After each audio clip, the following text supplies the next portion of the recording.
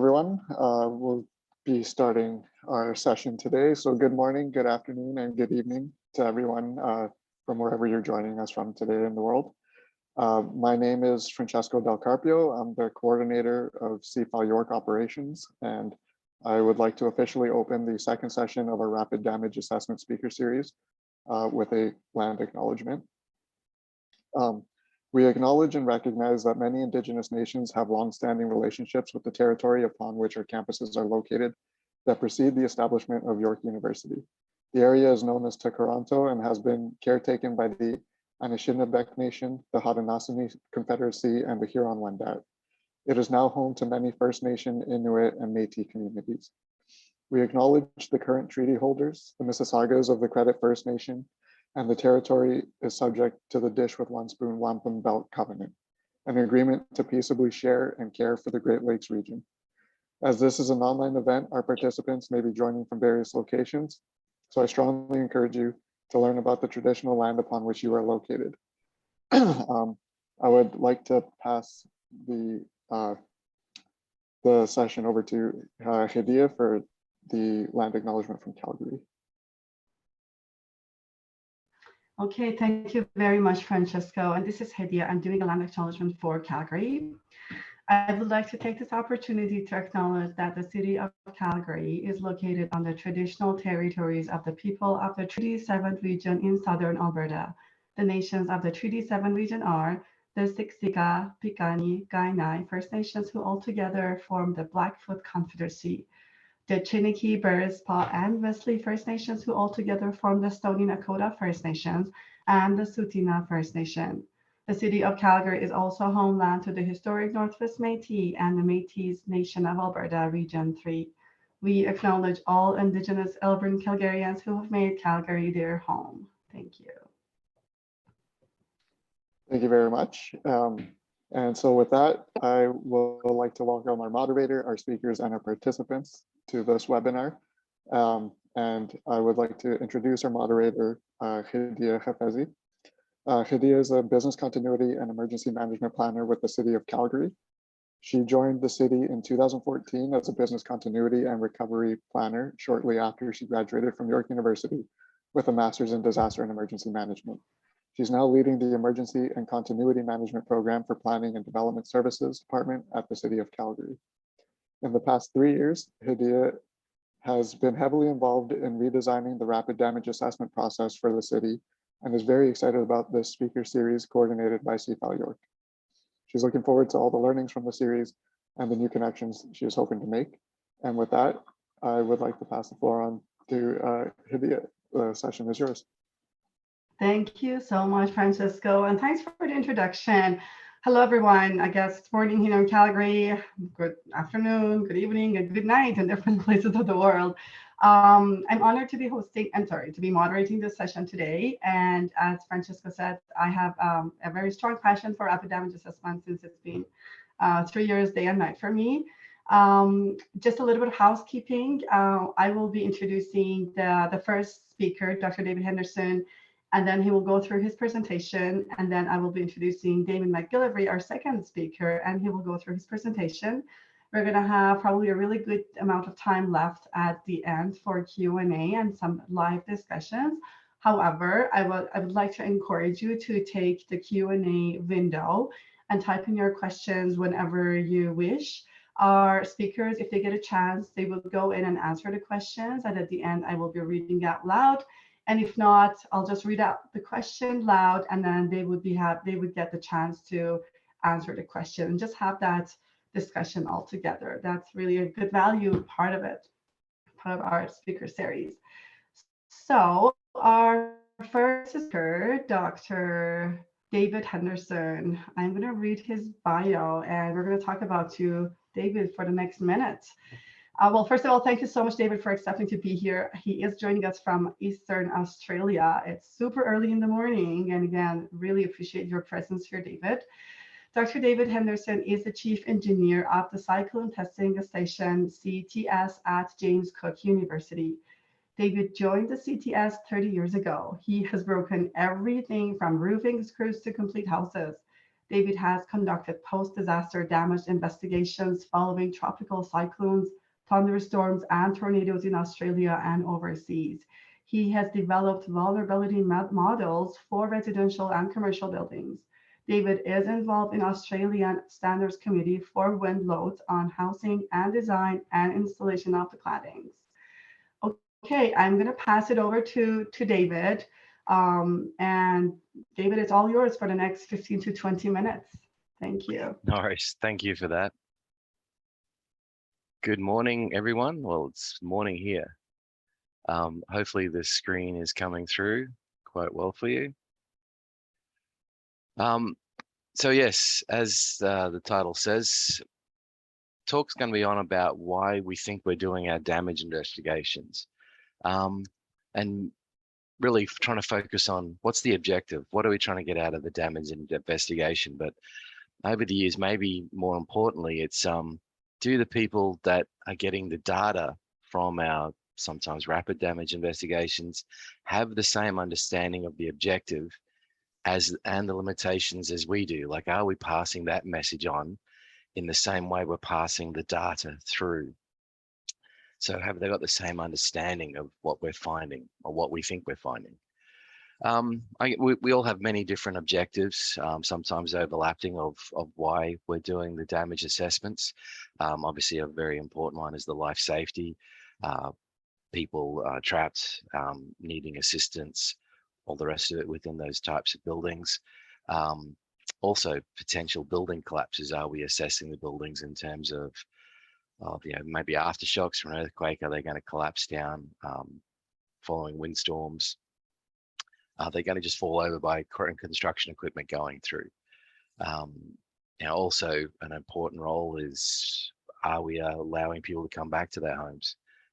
What type of form are they habitable? Is it going to be acceptable shelter, functional and also healthy shelter? What are we doing for impact on community and services? We're looking at road closures, power lines down, how long to get functional again, estimating financial losses, and trying to work backwards from timelines and things like that. But in terms of the talk here, and in terms of primarily what the station does in terms of our damage investigations, we're looking at how did our building codes and construction standards perform. So that's the lens that we're conducting a lot of our damage surveys. So a little bit of history on the Cyclone Testing Station. We're founded in 1977. We're a small unit within the School of Engineering at James Cook University in Townsville, Australia. We look at breaking stuff, as Hedieh mentioned, everything from screws right up to full-scale houses. Do the standard wind tunnel testing, and obviously damage investigations leading to development of vulnerability models and building code standards is one of our outputs. Another bit of history for Australia, and in the context of again why we do our damage surveys. Tropical Cyclone Tracy went through Darwin in 1974. Incredibly devastating event for the city. 90% of houses were destroyed in the path of the cyclone, and overall about 70% of houses of the community at the time, the city at the time, suffered significant structural damage. In contrast, engineering structures perform better. This is really around that our houses of traditional construction. Houses were basically built holding the roof up, not tying it down into the ground. As the wind comes across, it's trying to push over and pick up the house by its roof cladding. Roofs attached to the battens attached to the rafters attached to the top plate attached to the walls all the way down. And those load connections weren't really thought of in the time in a traditional type construction.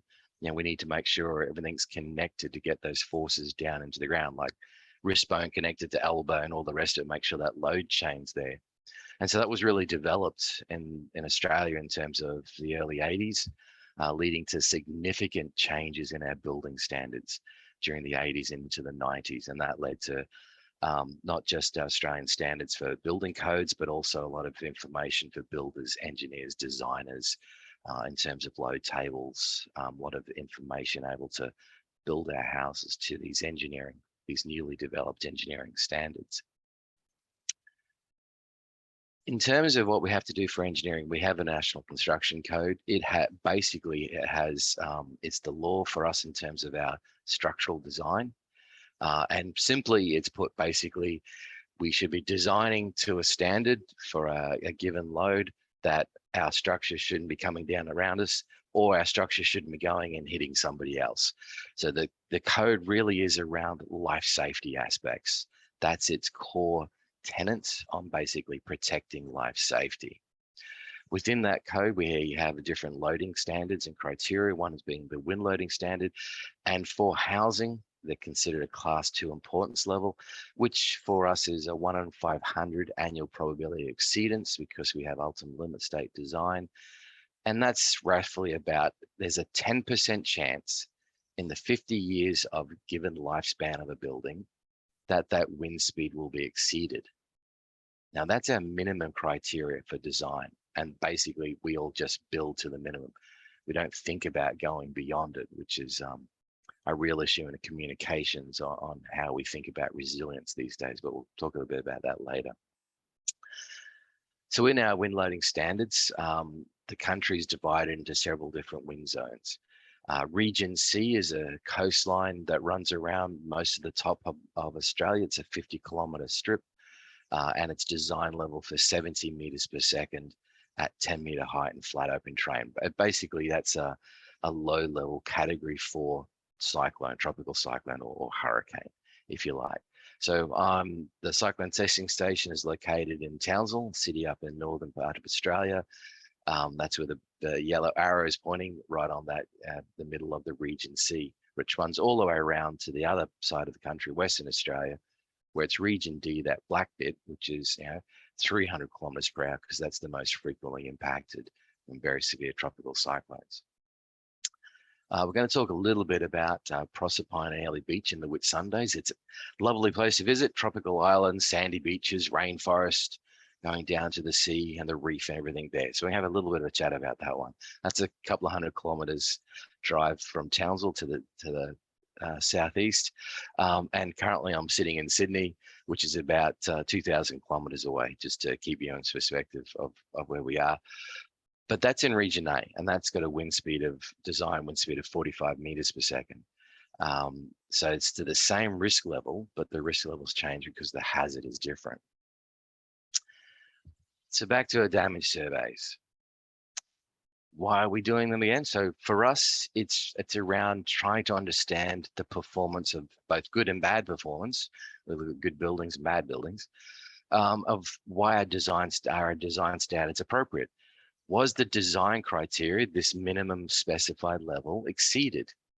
Was it the correct implementation of design criteria? Did the designers, engineers use the correct internal pressure or local pressure factors from the design? Did they take topographic effects into account, like the wind speed up? Did they use the right materials in design? Was it the right materials used in construction in the right way? Was it put together correctly? Or was there durability issues afterwards?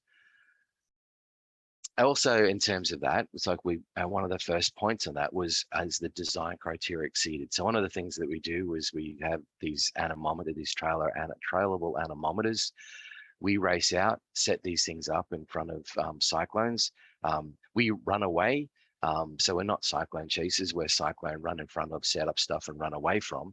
Let the gear do the recording for us and send the data back in real time. We're doing this for anemometers that are basically at house level. So about 3.5 meters tall, giving us our wind speeds actually impacting the community as the cyclone's crossing. And we relate that to our design levels. This is from Tropical Cyclone Debbie, a really scary event that came through the Whitsundays in 2017. Category 4 system, so really approaching design level. And from using the official Bureau Meteorology anemometer records, which are set in the major towns, and also our anemometry and other types of instrumentations that we can get hold of, we come up with our best guesstimates of a design wind speed across the whole region. So you can see for Airlie Beach and Proserpine, we're looking at potentially between 70 to 80% of the design of the buildings, of the wind speed impact in those buildings. So we think that's great. So we really shouldn't be seeing damage coming through on these levels because we're below the design wind speeds. So when we start working with Queensland Fire Emergency Services and others doing the rapid damage surveys as well through the communities, and again, they have different purposes for what they're looking at in terms of life safety and functionality. You know, with there's a lot of information coming through in these street surveys. So people are driving, we're generally walking up and down the streets, collecting information from what we can see from the outside. And in this case, we've got Proserpine. Proserpine's an older town. It's about 20 kilometers inland from the coast, inland from Airlie Beach. And we've got a sea of green, which is great. So we're looking at the majority of the town, looking at no damage from what we can see, or minimal damage from what we can see from the street. So let's get rid of a lot of the green, all of the green. So we can still see that we've got a pretty good smattering of minor, moderate, and severe damage scattered across the town. And remember, this is wind speeds less than design. So in terms of that, what we've got, the vast majority of those orange and red dots is to do with older house construction. Houses built well before the change in our building standards. So in terms of, so they're losing major parts of their roof structure.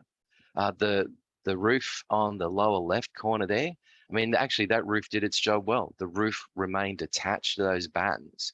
It was a new roof screwed onto those battens, but the battens didn't remain attached to the rafters. It still had the old nail connections instead of straps or large screws holding those battens onto the rafters. So when they upgraded the roof, they didn't take that upgrade process deeper into the structure. There's a lot of information available within Australia for upgrading our older homes, web pages, videos, guides, and even handbooks and standards on it. Unfortunately, some of those things aren't used for it. And that's a more education process to it. But we can see how the highlights that they stand out in our damage surveys. Another thing though, that if we look at back at Proserpine, we've got a couple of holes there. We haven't got any damage that we noticed from doing our street surveys. Well, that's great, as opposed to some of the pockets of damage nearby to them. So if we actually, at a later date, we've been able to work with insurers and get a lot of claims data for the area. So these are houses that have been built in the last 20 years. So definitely built to the modern code. And yet we didn't pick up any of these when we did our street surveys. So what are we missing? One of the things is that we're getting in a lot of our modern construction is wind-driven rain coming through. In this case, this is a video taken from the homeowner from Cyclone Olwen. See the water pouring through the windows, under the fixed ends of the windows.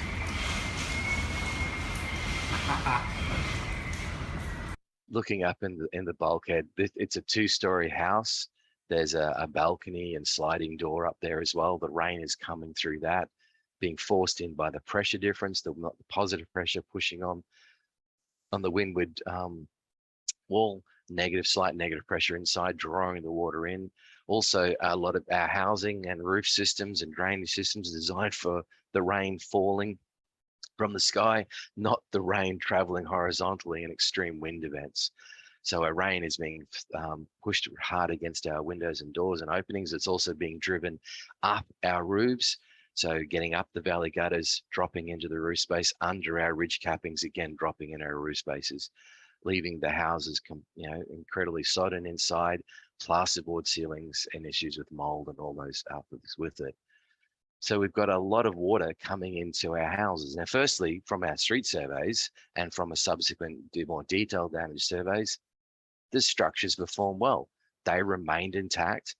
They help shelter the people inside, because in terms of cyclones, we get told to leave our engineered structures, we get told to go home. So our homes have to be up to the task of sheltering us, which they did. Unfortunately, it's maybe no good for it afterwards, because we've got so much rainwater entering in that we're not picking up in our rapid damage surveys for looking at the functionality of the community.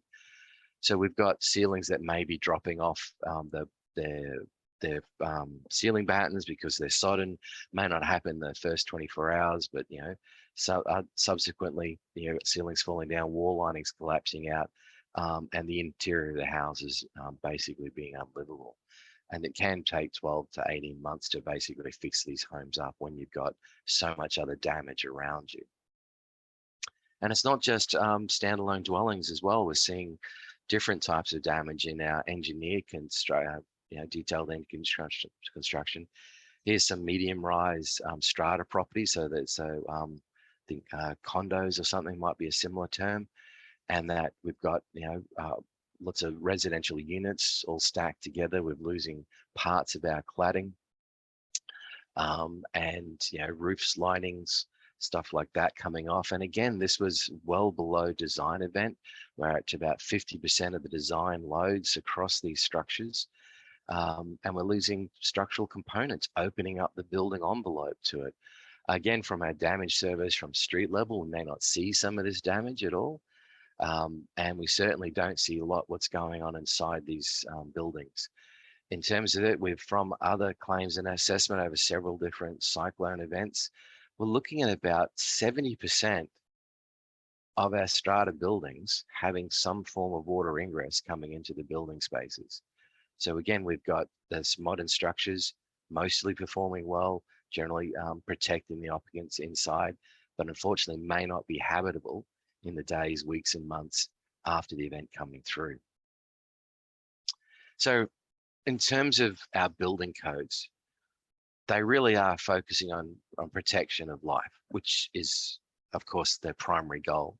But we really need to translate that now into looking at other aspects to it in terms of resilience and functionality, promoting more than just life safety. So in terms of our rapid damage assessments that we're doing, and our immediate reporting on daily numbers going back, if we're only looking at the observed exterior damage destructions to our structures, are we skewing the perception of a robustness of our community in these early reporting phase? So, do we need to, based on experience, add in stuff that we don't see?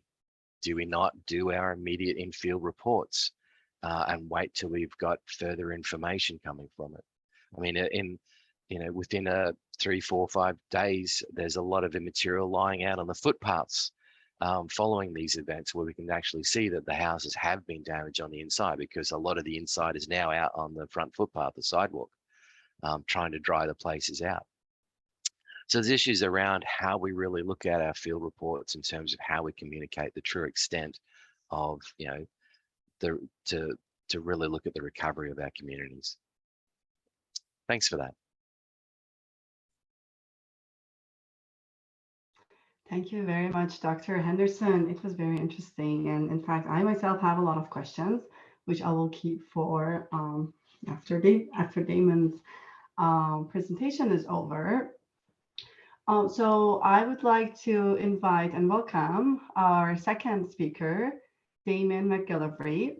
I will talk about him for the next minute or two, and I'll turn it over to Damon.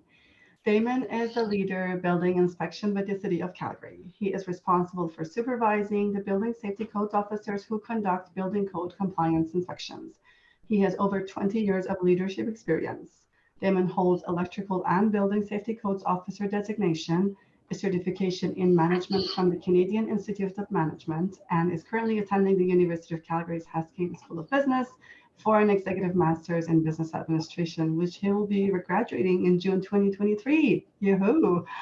When an emergency event occurs, Damon is the operations section chief in the Planning and Development Services Department's Operations Center. One of his responsibilities is, as an operational section chief, is facilitating rapid damage assessments. Damon's experience in providing public safety oversight, coupled with his emergency management experience, has enabled him to be a successful leader in public safety. One of his notable accomplishments was when he resided in Fort Mac and responded to the 2016 Horse River wildfire, where he was tasked to coordinate the RDA while deploying a new RDA application. As a result of his leadership, 20,000 rapid damage assessments were completed in only 7 days by 26 safety codes officers. This accomplishment paved the path for re-entry and rebuilding of Fort McMurray. Okay, I will pass it over to Damon, and Damon will go through his 15 to 20-minute presentation.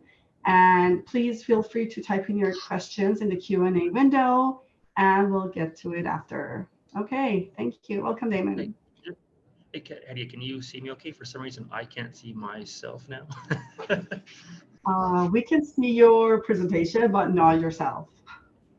Oh, that's okay. That is really odd. I'm having a bad technology day, I guess. Your logo, but it's turned off now. Sorry, yeah, I'm sharing the presentation for you, Damon. He's got the presentation there, but yeah, okay. But yeah, we can see your background, but we can't see you. Yeah, just city of Calgary. You can't see my lovely face. Come on. I apologize for that. I don't know why that quit working on me here. It's technology. We gotta love this stuff now. Well, great. Well, thank you, Hedieh, for that introduction there. And I guess good morning, good afternoon, good evening to everyone that is out there. I will be talking to you guys today about rapid damage assessments in terms of how we use it in Alberta, Canada. I think it's something it's coming more prevalent now that there's all kinds of different versions and different types of rapid damage assessments.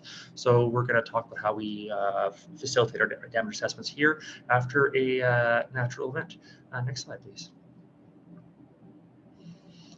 Perfect.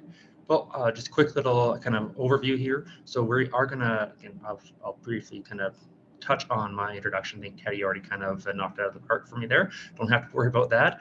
But then we'll talk about the definition and purpose of an RDA, resource required, and then looking at planning, deploying, performing those RDAs.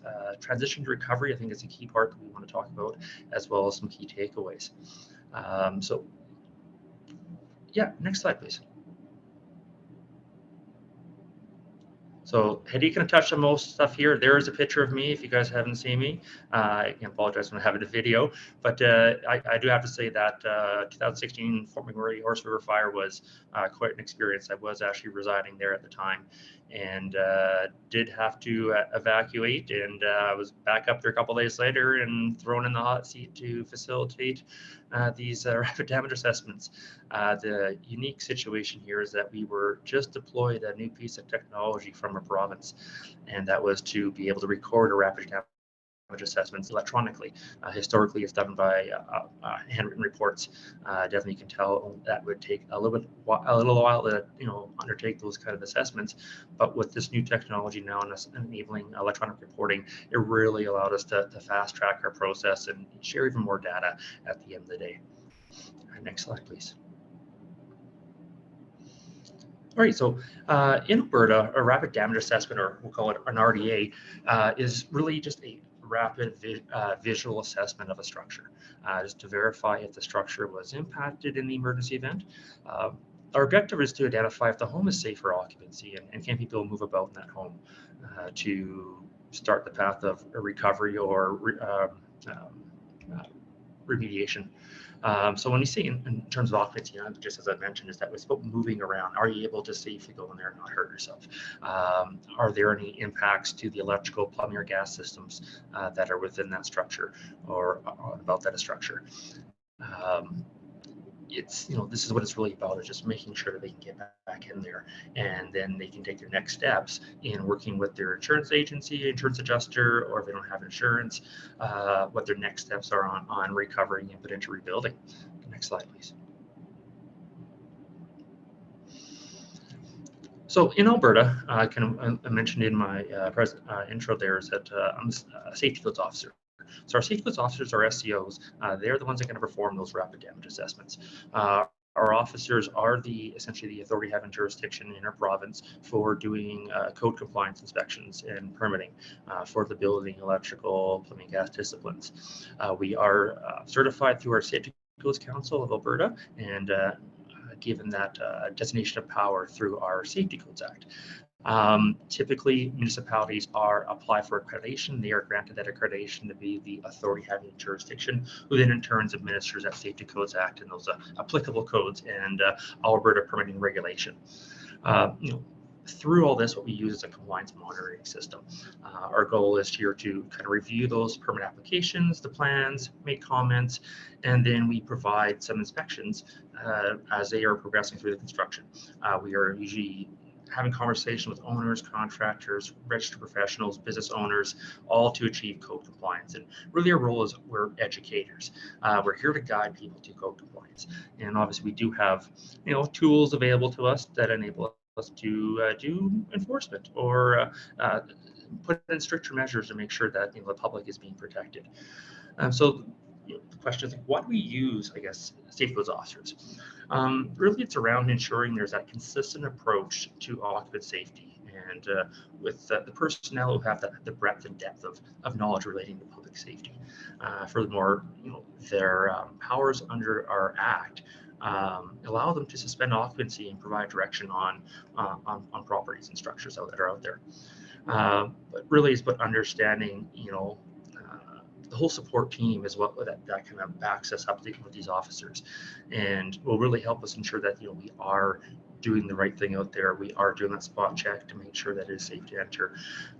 We have to have access to different kinds of vehicles, other types of tools, PPE, making sure it's safe. There's all kinds of things we got to have in place to support us as we work through this. But there's also other individuals or the other groups like your police, your first responders, your police, your fire departments, and the construction contractors really to help you out, and the utility providers, making sure that utilities can be isolated, disconnected from structures if they have been compromised. Next slide, please.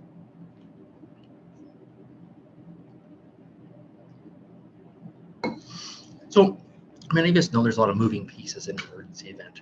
There's significant pressure on the authorities to restore access to the impacted properties as soon as possible, to understand the extent of the damage and determine how they're going to move forward from this. Really to establish we have to have those standard operating procedures in place, practicing on our processes on a regular basis, and that'll help ensure personnel are up to speed on what they have to do on these assessments. And also, the clarity provided in our SOP will ensure that we achieve our goal of turning over an efficient and effective assessment, guiding people through recovery. So we do have other tools there now, as I kind of mentioned in the Fort McMurray fire there. We have a tool called ArcGIS Field Maps. Now that program allows us to outcome, I guess, the results of that structure, the condition that it's in. And we use kind of a placard system, red, green, or yellow, kind of identifying the state of that home and whether that can be entered or not. Really, this assessment is about collecting that high level information so we can get these areas restored and move them back forward again, and allow us to then direct them to get permits and take the proper measures to get things fixed up. All this information is collected and it can be coupled in different applications.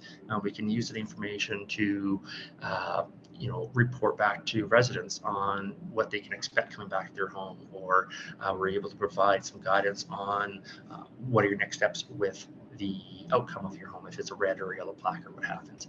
And then also, it comes about to having the I guess understanding your capacity when you're doing these RD assessments. It all depends on the complexity of the situation at hand. We could have events where we have 5,000 people being evacuated or 80,000 people.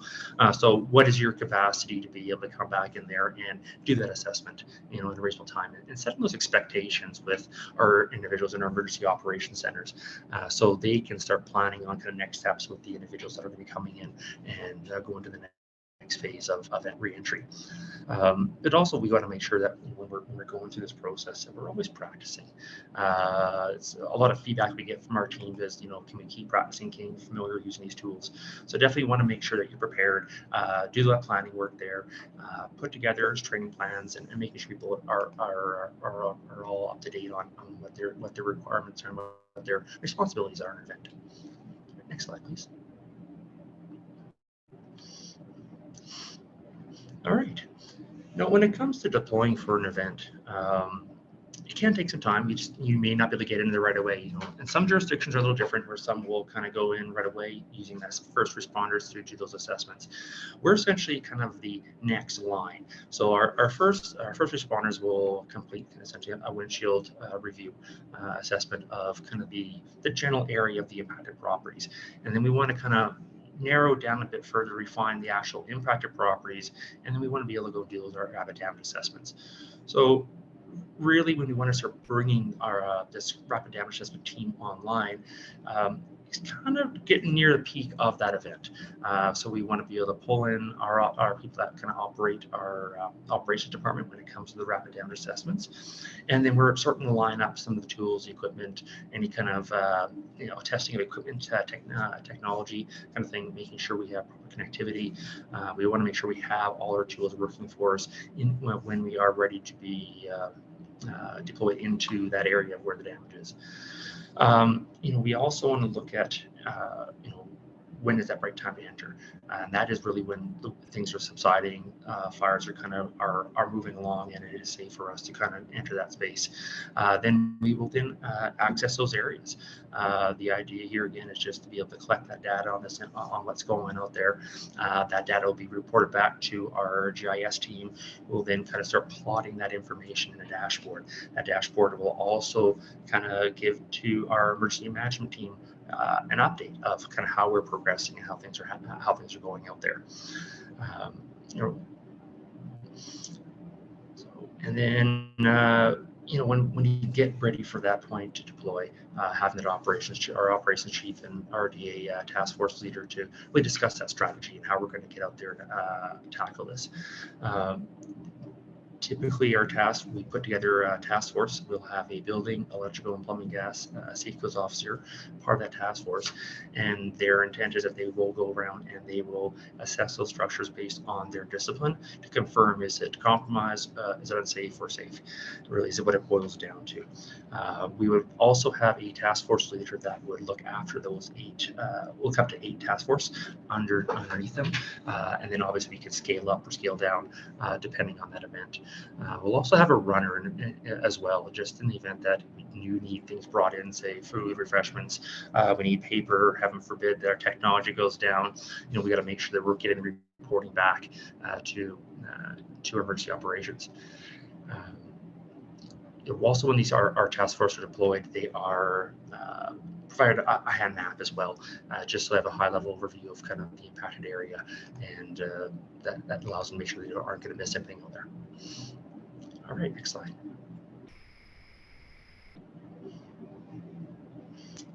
All right, so now that we've kind of deployed our crews here and our task force are out in these areas, the building sequence officer will actually complete the assessment outcome in our field map program. Then we'll also provide, we'll get responses from our electrical and plumbing gas SCOs as to what their concerns are with that property and identifying whether it's safe, can it be energized, de-energized, or isolated, or disconnected. But really, again, it's about making sure that property is safe so that when we do the re-enter, turn the power back on, those systems are isolated and no one's will be in harm's way. We will then assign a placard, whether it's green, yellow, or red, to identify kind of the status of that home. Obviously, kind of touched on earlier about the technology that we have out here now. It's, as you see today, my camera decided not to work properly. So having a backup plan, having redundancy. So it's important that you do actually have, say, handwritten assessment reports or a backup process to allow you to make sure you can keep this assessment moving along. Really, once we complete that assessment, we are able to move on to that next structure and do it all over again, kind of thing. Typically, an RDA will take about between 2 and 5 minutes. It all depends on the size of structure, what kind of structure it is. Is it commercial, residential, and what is the actual event that occurred? Some of the wildfires can be a little tricky because they may not show some physical damage, but there was some exposure to the heat that could have impacted, say, some conductors or electrical equipment on the outside of the home. Next slide, please.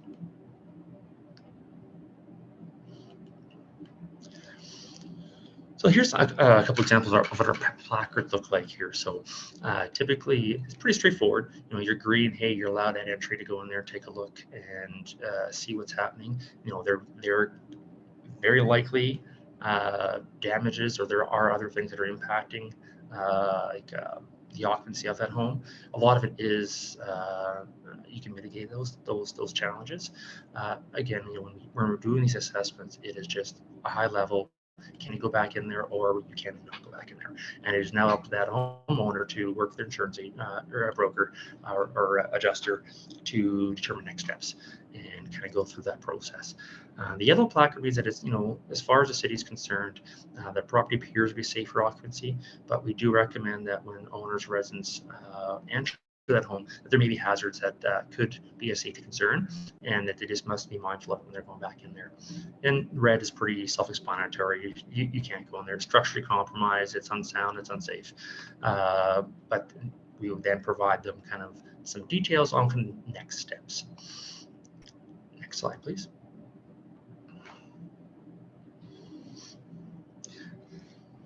So I mentioned earlier, we had a dashboard from all the information we collect, already data that we're collecting here. So we're able to kind of provide a high level kind of screenshot of kind of what the status is, where things are how things are progressing. Really, this kind of establishes kind of some recovery benchmarks. Also, we can look at how this information can help our utility companies, ensuring that, hey, we have isolated some locations. Hey, we need to go out there and do some disconnect to some other locations. So this dashboard will allow us to provide that information in real time, so they're able to move on to the next steps. Next slide, please. So once the RDA is complete and we have all this data that's been collected and is on our dashboard here, really it's about giving that information back out now. So the RDA data is what will really support the recovery phase by providing information that will assist in their reentry planning. The data collected will also be shared publicly, and so impacted residents can take steps to prepare for remediation if they have to make alternative living arrangements. All this information is going to provide them in advance, so they can actually get the ball rolling on that while they're waiting to get into their community. And really, it's having this information available, so giving them access to support mechanisms and literature that can, again, guide them to the next steps. When it comes to reentry and that road recovery, it can be a long haul for sure. The RDA data and the process our process essentially lays out to the residents how they can proceed, with, I guess, restoring their lives. Next slide.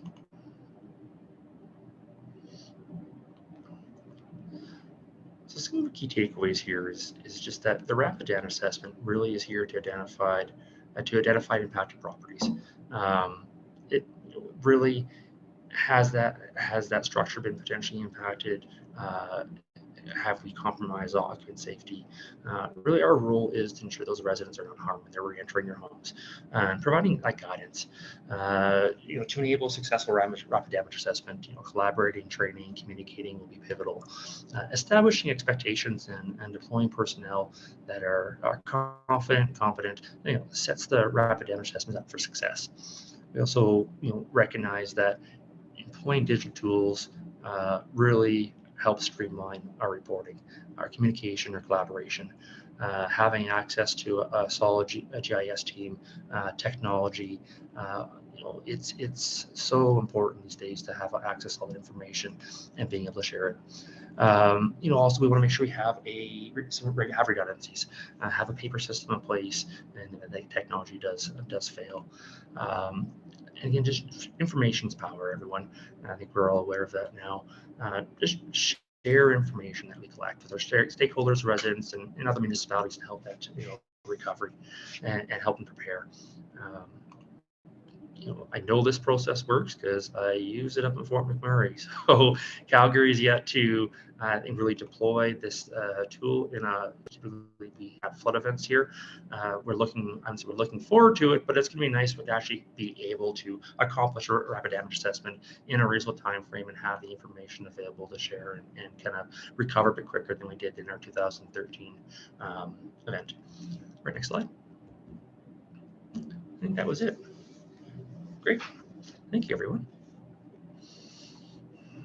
Excellent. Thank you very much, Damon. I really appreciate this. And so just just to make sure I'm not missing anything, I don't see any questions in the Q&A, and I believe our attendees are very keen to be vocal with their questions. So maybe you just want to raise your hand and ask a question. I myself have a couple of questions, but I just give it about 10 seconds for anyone who wants to go before me.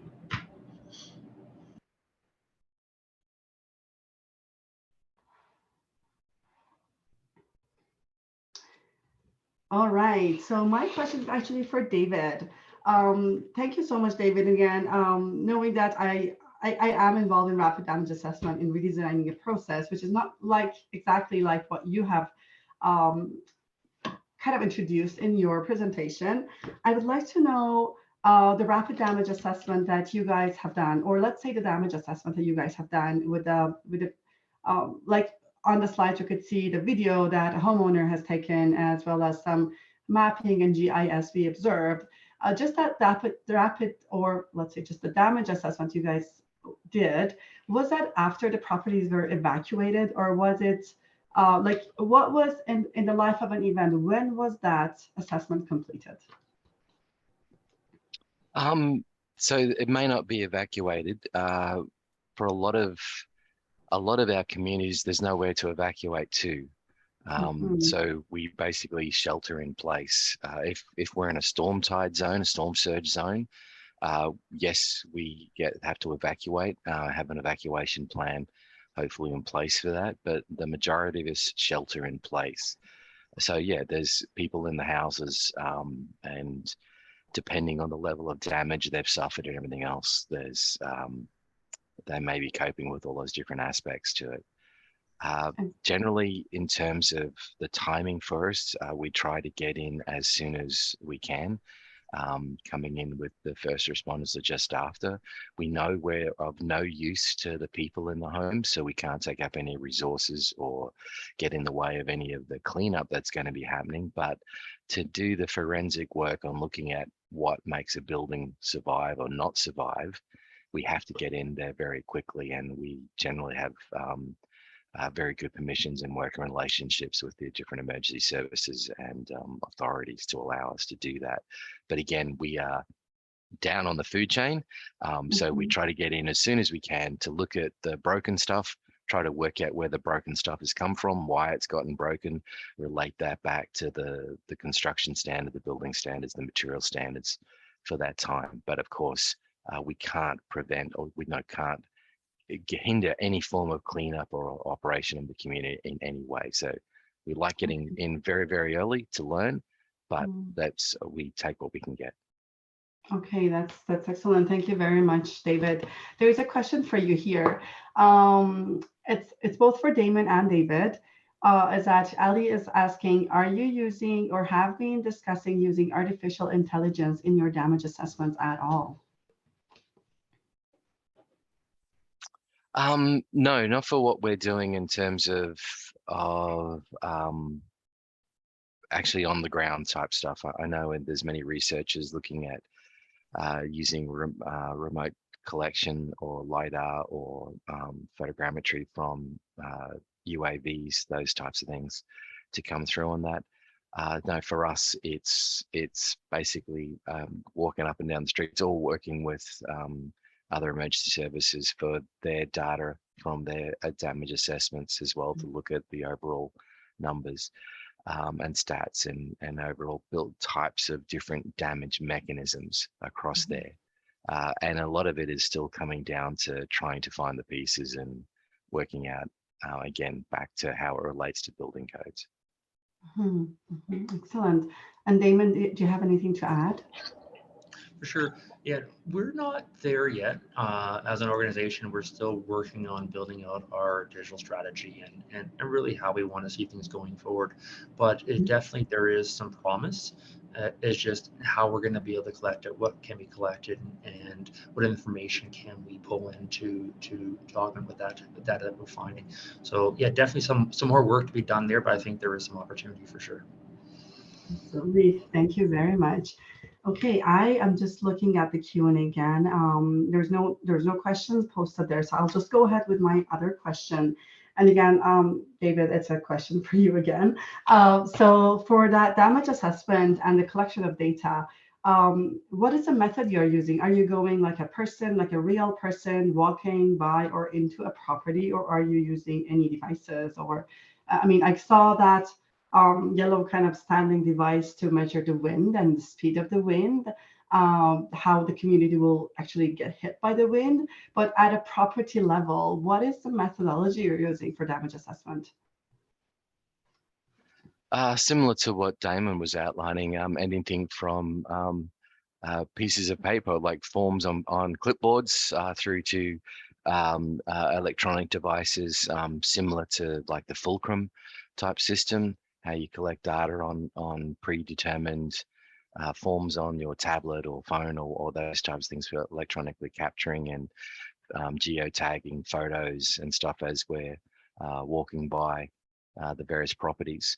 In a lot of cases, in terms of the different phases of the data collection, in the overall, getting an overall view of the damage across a community, we're not entering into homes. It's trying to get as much of a snapshot as we can across it before a lot of the cleanup happens.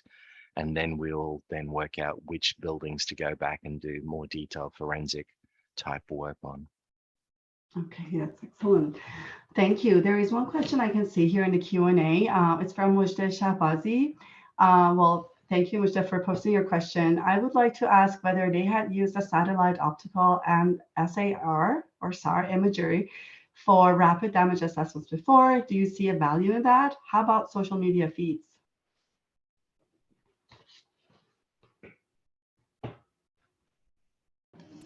I guess I can go first to that one.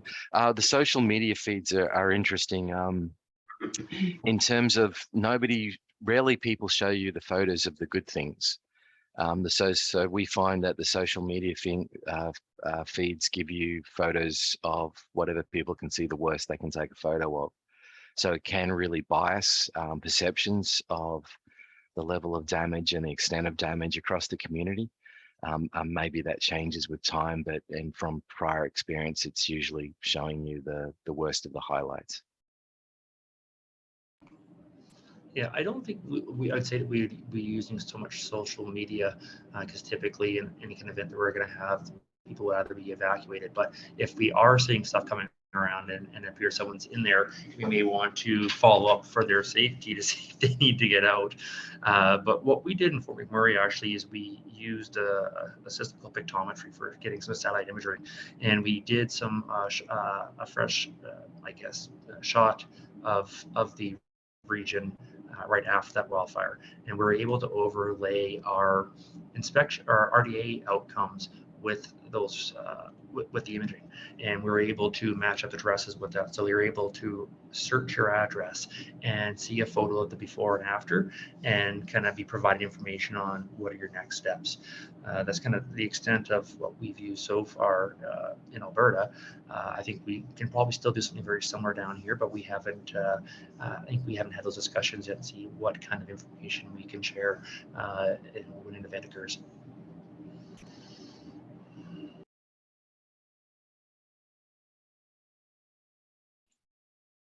Sorry, Hedieh, you're muted. I did it again. Oops. Okay. Thank you so much to both Damon and David and Francisco for taking me up on this. Okay, Masood Amirdadi has another question. I had a question about infrastructure and building resiliency that was discussed in the first presentation. This is for you, David. Since unexpected weather events are occurring more often, such as freezing temperature in Texas last year, is it financially viable to expect buildings in a particular climate condition to be fortified against any kind of weather conditions? Well, I guess it depends on what you mean financially viable, because someone always pays. So whether it's the government trying to put things back together again in terms of recovery, social services, all those other things, if our houses aren't up to the task of protecting us and giving us shelter, should we be designing for the most extreme thing we can think of? Maybe not. Maybe that's where the not financially viable is, but we should be thinking of how our houses can provide us shelter and still be functional to an extent after the event. So is it functional that it might take 12 months before we can live back in our homes again? Probably not. And there's a heap of financial negatives around that in terms of not just dollar terms, but in terms of the community's recovery, in terms of social services, in terms of displacement of people around it, mental health issues, all of that stuff. So if we're really taking a much bigger net than just the dollar cost on fixing the house, yeah, maybe it is going to be financially viable if we have our buildings designed for more extreme weather.